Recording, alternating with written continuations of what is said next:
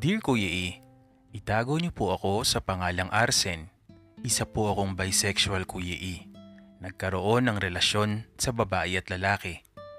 Masasabi kong pareho ang nararamdaman ko kahit sino o anumang kasarian ang piliin ko. May minahal akong babae na nasaktan ako ng todo nang maghiwalay kami. Pareho din po sa lalaki. Pero may isang relasyon ako na sabi ko nga, hindi mawawala sa isip ko. Kailanman. Pati sa puso. Hindi ko malilimutan. Paano kami nagkakilala? Sa maniwala kayo o hindi Kuya E, nangyari ang lahat sa amin sa eroplano. Sa CR ng eroplano particularly. Isang mabilis, mainit na pangyayari. Well, sa boarding area pa lang Kuya E ay parang nagkatinginan na kami. Nag-usap ang mga mata hanggang sa loob ng eroplano. Pawang mga mata lang ang nangusap sa aming dalawa. And yun nga, the rest is history. Kahit nakakakaba, nangyari yon. Pareho kaming OFW nang itago natin sa pangalang Cholo. Matangkad si Cholo Kuya E.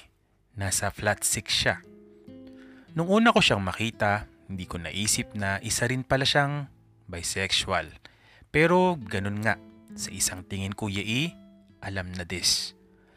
Maputi si Cholo, makapal ang kilay at may mapulang labi. Plus, sobrang tangkad nga, kaya naman sure na kahit sino ay mapapatingin sa kaniyang alindog.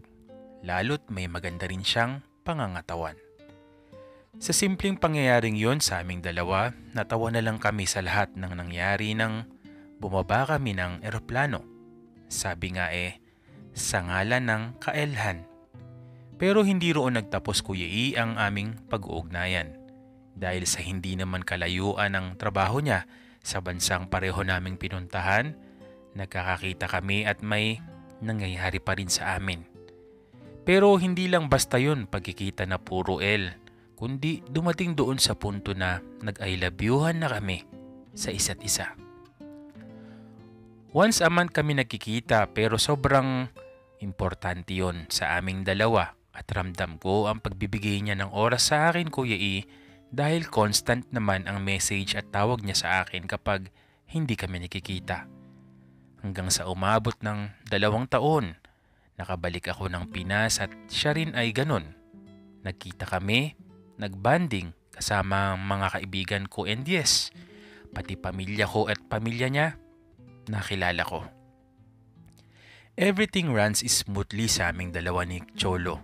Minsan mahirap paniwalaan but may mga pangyayari talaga sa buhay at sa paligid na mabilis ang pacing o sabihin na natin na relasyong good vibes lang. Sa kabila ng isang mabilis na pangyayaring yun pala sa amin na aminado kami na puno ng L ay nangyari sa amin na maging seryoso sa isa't isa. Nakabalik pa kami ng 2 beses bilang OFW hanggang sa nakapagpundar na rin kahit paano ng hindi naman kalakihan pero masasabi naming bahay namin. Yes, oo Kuya E, nagsama po kaming 2 ni Cholo. May maliit na business kaming itinayo Kuya E na awa naman ng Diyos ay lumago. Never kaming nagkaroon ng issue ni Cholo sa aming pagsasama. Sobrang ganda ng relasyon namin at sabihin na natin, tapat talaga siya sa akin. Sabi ko nga, wala na akong mahihiling pa. Too good to be true. Pero totoo, nangyari lahat ng yon. Si Cholo ay pangatlo sa aking nakarelasyon na parehong kasarian kaya masasabi ko na palagay ko para sa kanya.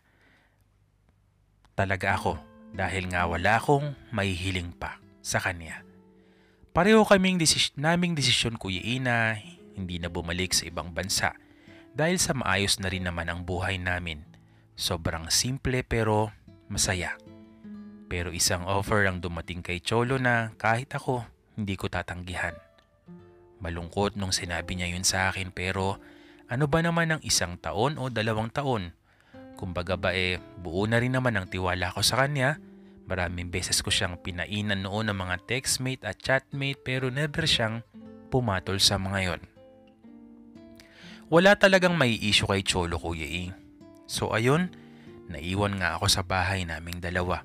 Pero hindi naman malungkot dahil pag uwi naman galing ng trabaho ni Cholo, hanggang pagtulog ay nagkakausap pa rin kaming dalawa. Parang CCTV na nga ang phone namin dahil kahit tulog, nagkakakitaan kami.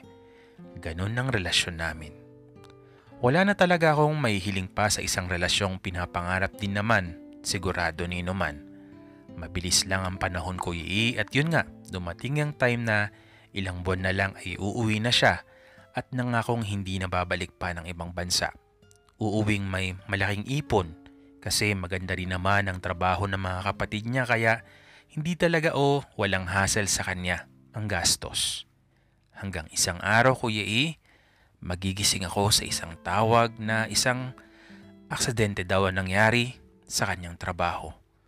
Mansa rin namin yon, Kuya E, nung araw na yon kaya hindi ko alam kung anong maramdaman ko. Ang mas masakit sa akin, Kuya E, the night before, masyado siyang sweet sa akin na biniro ko pa na baka may kasalanan siya or what. He keeps on telling me na he misses me a lot pero yun na pala ang kanyang huling paglalambing sa akin. Masakit, Kuya E, ang nangyari na ang babalik na pala sa akin na isang malamig na bangkay ni Cholo.